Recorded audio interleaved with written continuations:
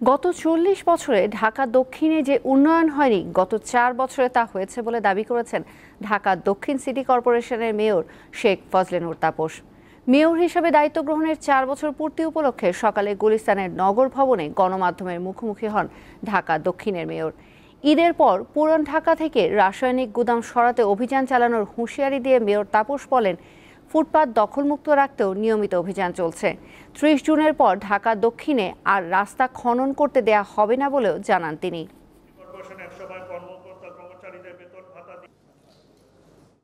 ৪০ বছরের কাজ আমরা ৪ বছরে সম্পন্ন করে দেখিয়েছি। থেকে ২০০০ থেকে ২০২০ সাল পর্যন্ত কেউ এই কর্ম পরিকল্পনা নেয় নাই, চিন্তাও করতে পারে নাই।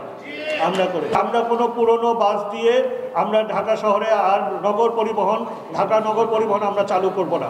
আমাদেরকে নতুন বাস দিতে হবে। নতুন বাস দিতে হলে এখন বিনিয়োগ প্রয়োজন। বিনিয়োগ আমরা সেভাবে নতুন বিনিয়োগকারী পাচ্ছি না।